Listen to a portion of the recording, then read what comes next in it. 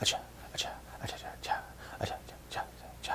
I didn't really have a good plan for an intro, so that's it. But I do want to talk about one thing, live streams. I was involved in 2 different live streams by Brian King. He's an activist in the auditing community, and it was really great. I had a lot of fun. It was really interesting actually interacting with the auditing community and sort of explaining the law and fielding questions. I had a great time. I'd like to do my own live streams as well and sort of be more involved directly with the community. It's definitely something that I would love to do. So keep being great. Keep being the wonderful, beautiful people that you are. Tell your friends about me if it's something they're interested in. If you have your own community of auditors or people interested in law, don't hesitate to put my name out there to them. Anyway, I've rambled enough. That's what I do. I'm a rambler. We should probably get into the video.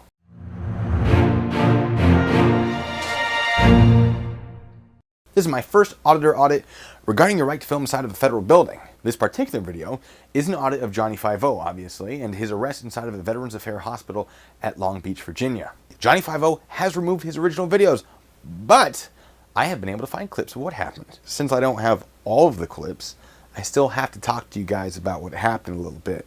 Johnny conducted a First Amendment audit with Bell for Freedom at the hospital. They started by filming the exterior of the building near one of the entrances and were soon approached by a very friendly security guard. The guard stated that there were no issues with Johnny filming from the outside, but he would not be able to continue to film if he entered the building.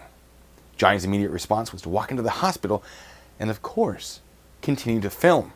Members of the hospital staff and security attempted to convince Johnny to leave for a long time. But, like he often does, Johnny became belligerent, swearing at and insulting anyone who asked him to leave. But was any of his behavior illegal? Well, yes, according to 38 CFR 1.218, which is a code of federal regulations governing security and law enforcement at VA facilities.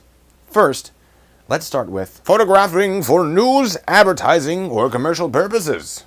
Photographs for advertising or commercial purposes may be taken only with the written consent of the head of the facility or designee. Photographs for news purposes may be taken at entrances, lobbies, foyers, or in other places designated by the head of the facility or designee. You got that? It's right over there.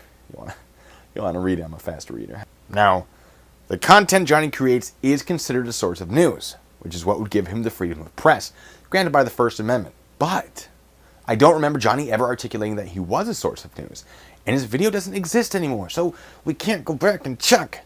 This is one of those moments where not talking to the police is actually going to work against you. The crazy thing is, the hospital was totally willing to work with him. One of the employees even offered to get the paperwork together that would allow Johnny to film inside.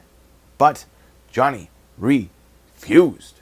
I know one of you is going to mention the DHS memo for 2018, but I would like to remind you that that only allows the filming of the exterior of the federal building. There's a rule that prohibits filming on the inside. The memo doesn't mean jack diddly squat. Now that we've addressed that, let's move on to the other important bit from the CFR. Disturbances. Conduct on property which creates loud or unusual noise, which unreasonably obstructs the usual use of entrances, foyers, lobbies, corridors, offices, elevators, stairways, or parking lots, which otherwise impedes or disrupts the performances of official duties by government employees, which prevents one from obtaining medical or other services provided on the property in a timely manner, or the use of loud, abusive, or otherwise improper language, or unwarranted loitering, sleeping, or assembly is prohibited. Johnny's conduct was disruptive, loud, abusive, and improper. That's a second violation of the CFR. But surely, the Constitution of the United States would trump a code of federal regulations. No, not in this case. Hospitals are generally considered non-public forums, which means that they are open to the public, but for very specific purposes. They are not designated for the freedom of expression, like a public sidewalk or a public park would be. This means that reasonable restrictions of constitutional rights can be made. In this instance, those restrictions are listed in the CFR. Failure to comply can result in a notice of trespass, and failure to leave can result in a lawful arrest, which is what happened. And fortunately, I do have a video of that. Even without the rest of the video, it's clear that Johnny is filming, and that he is using abusive and improper language. But that's not my favorite part. When officers start to arrest Belle, she claims she has a spinal injury, then throws herself to the floor. I tell people this more than I should.